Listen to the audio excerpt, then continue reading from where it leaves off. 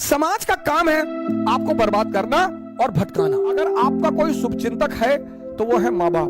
दो तीन लोगों से तो बहुत बच के रहिए जो आपके घर के खिलाफ आपको बताते हैं। आदमी को पहचानना है ना, तो उसको ये देखो कि इसके माँ बाप के प्रति कैसा रवैया है। डेली सुबह उठकर शुक्रिया कहा करो अपने माँ बाप का पैर छूकर। भगवान उतर आए और माँ बाप कहते चला दो गोली तो चला दो।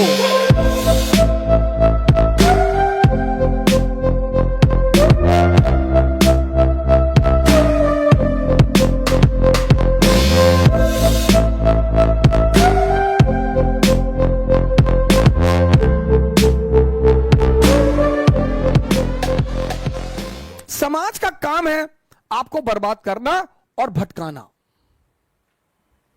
यह समाज का धर्म है। उस समाज में अगर कोई आपको बनाने वाला मिल जाए मां बाप के अतिरिक्त, तो आप बहुत भाग्यशाली हैं।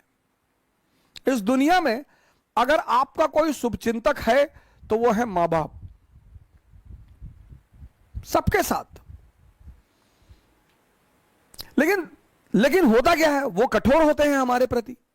जो भी शुभचिंतक होगा वो कठोर होगा, जिसको शोषण करना होगा वो मृदु होगा।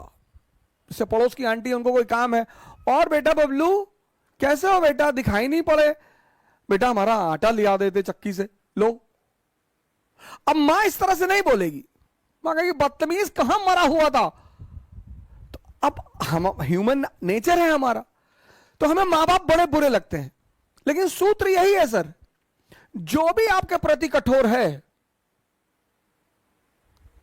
वो आपका भला सोचता है, और जो भी आपके प्रति मृदु है, अच्छा बोलता है, आपकी सिर्फ तारीफ करता है, वो आपके शोषण के फिराक में है।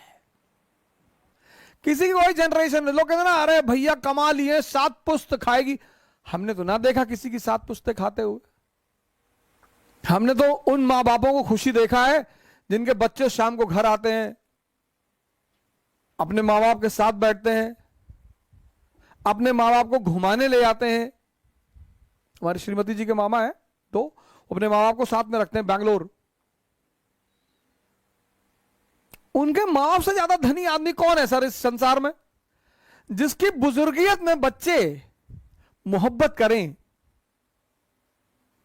छोड़ दें सारी दुनिया किसी के लिए, यह मुनासिब नहीं महत्वाकांक्षी लोगों के लिए। भाई मां बाप तो है ना, उनसे ज्यादा प्रेम कौन करेगा। हाँ, वो अगर आपको छोड़ दें तो चिंता का विषय है सर, तब तो दुखी होने का विषय है सर। लड़की ने छोड़ दिया, लड़के ने छोड़ दिया, कोई फर्क नहीं पड़ता सर, अगर महत्वाकांक्षा है। अगर आप खुद को बेवकूफ बना रहे हैं, बहुत फर्क पड़ता है सर। किसी भी व्यक्ति का आपके जीवन में होना इस बात पे भी निर्धारित करता है कि उसने आपको राय क्या दी। और 2-3 लोगों से तो बहुत बच के रहिए। एक, जो आपके घर के खिलाफ आपको बताते हैं तुम्हारी मम्मी को ऐसा नहीं करना चाहिए। अरे मम्मी है यार, क्यों नहीं करना चाहिए, करना चाहिए। मेरी माता जी तो आज भी मुझे चौराहे पे गाली देके मार देती है। मां है, उसका हक है। आज भी मैं आता हूं बाहर तो कहती कायदे से गाड़ी चलाना, और हवाई जहाज में वो सीट बेल्ट बांध लेना जी, और ज्यादा नेता मत बनना, खिड़की से नीचे मत झांकना जी, खिड़की बंद रहती है। हाँ तो हमें पता है बंद रहती है।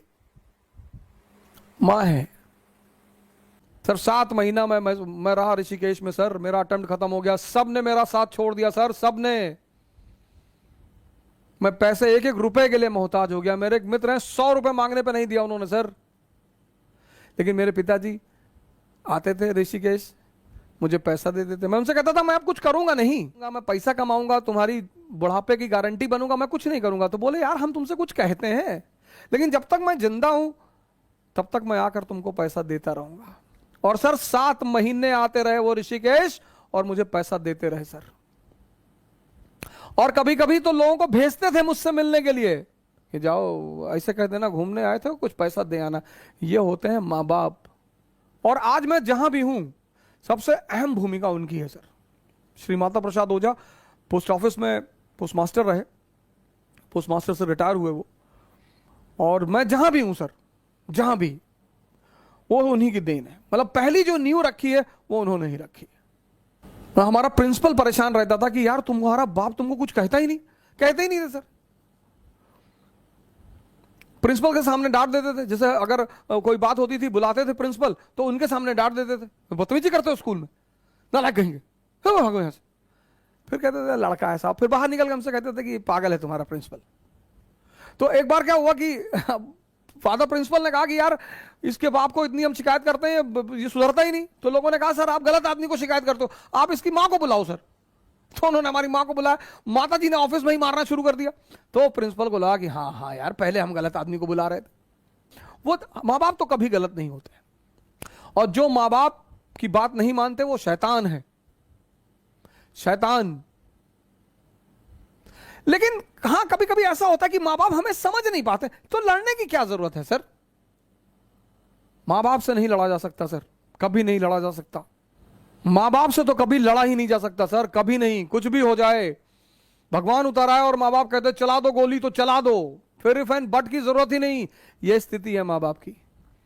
आदमी को पहचानना है ना, तो उसको यह देखो कि इसके माँ बाप के प्रति कैसा रवैया है।